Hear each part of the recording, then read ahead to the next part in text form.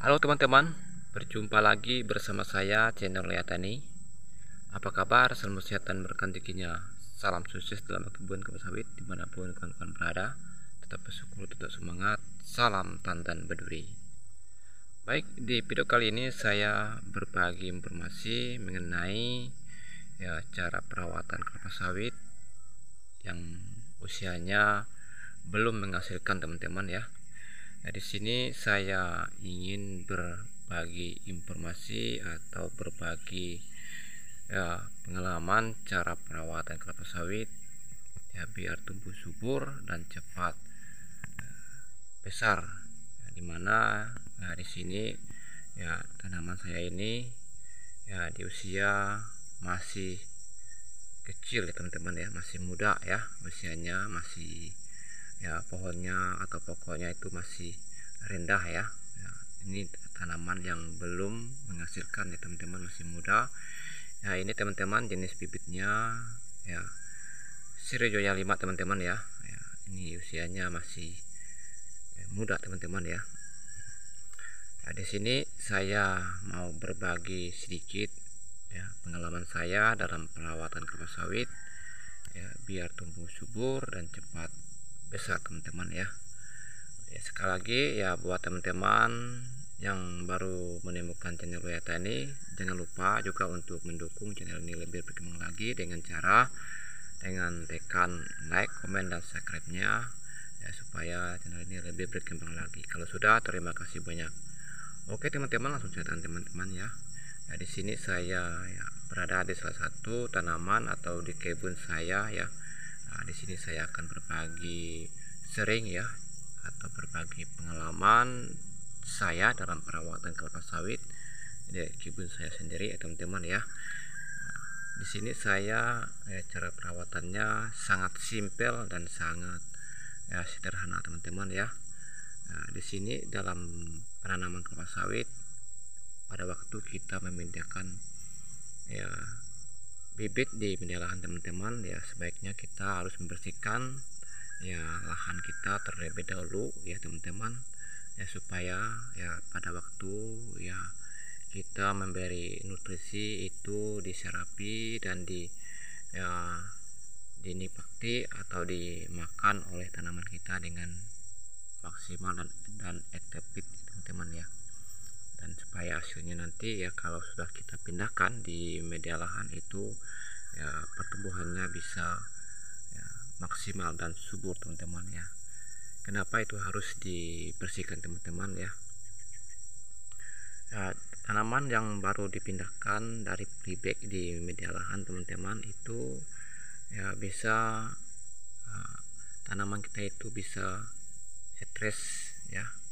Jadi ya teman-teman, sebaiknya kita mengambil kesimpulan atau tindakan supaya ya tanaman kita itu tidak stres ya pada waktu kita memindah di media lahan kita ya. Kita harus membersihkan ya media lahan kita dengan baik ya teman-teman, dan kita juga menggunakan pupuk dasar teman-teman ya. Ya, di sini saya menggunakan pupuk dasar, menggunakan pupuk ya dolomit teman-teman ya, itu untuk mengurangi zat asam atau menurunkan pH tanah teman-teman ya. Nah, itu teman-teman ya, kalau kita mau memindahkan bibit dari freebag ke media lahan ya, sebaiknya kita membersihkan terlebih dahulu ya lahan kita dengan bersih, tidak ada sabat ya, supaya tidak berebutan dan supaya tidak tanaman kita itu bisa tidak stres teman-teman ya. Jadi kita mengambil tindakan seperti itu teman-teman ya, supaya pertumbuhannya cepat besar teman-teman ya. Yang kedua teman-teman ya membersihkan ya itu tadi, membersihkan lingkungan atau piringan kelapa kita dengan bersih teman-teman ya. Dan selanjutnya memberi pupuk dengan tepat waktu teman-teman ya, menggunakan pupuk ya dasar teman-teman ya. Di sini saya menggunakan pupuk dasar, menggunakan pupuk dolomit ya teman-teman ya. Apalagi ya teman-teman, pada waktu kita memindahkan bibit dari freebag itu ya sawit itu akan stres teman-teman. Jadi kita menggunakan pupuk ya supaya tidak stres, jadi menggunakan pupuk nitrogen ya teman-teman ya, pupuk urea ya. Jadi ya kita kasih pupuk yang semaksimal mungkin teman-teman ya, supaya ya tidak stres nantinya teman-teman ya. Jadi menggunakan pupuk nitrogen seperti urea dengan dosis 500 gram ya teman-teman, di usia yang baru dipindahkan itu ya 500 gram ya teman-teman, yang usianya 3 bulan di medialan kita kasih urea ya, supaya ya tidak stres ya, atau perkembangan tidak stres, pertumbuhannya jadi subur nantinya teman-teman ya. Jadi begitu teman-teman ya.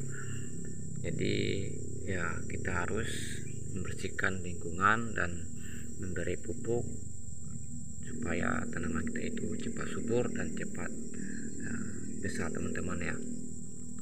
Untuk selanjutnya teman-teman yang kita lakukan ya, lakukanlah dengan perawatan dengan rutin teman-teman ya, seperti membersihkan lingkungan itu tadi yang pertama teman-teman ya, membersihkan lingkungannya dengan bersih ya, supaya nanti kita memberi pupuk itu tidak berebutan unsur hara teman-teman ya. Kalau banyak rumput-rumput atau pohon-pohon ya, otomatis teman-teman itu bisa berebutan unsur hara pada tanaman kelapa sawit kita teman-teman ya. Jadi sangat penting kita membersihkan rumput di dalam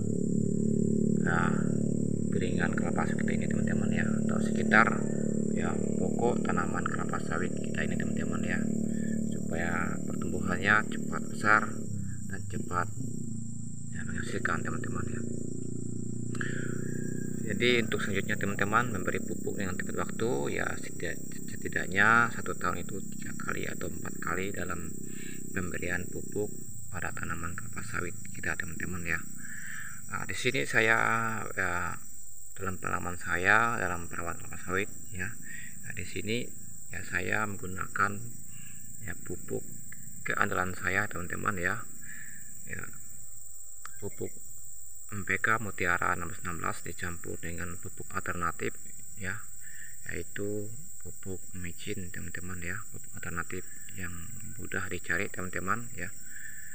Itu pupuk alternatif yang dinamakan pupuk ya Ajinomoto teman-teman, itu alat dapur teman-teman, yaitu bukan pupuk ya, tapi itu pupuk alternatif pada tanaman kelapa sawit biar tumbuh subur dan cepat besar teman-teman ya.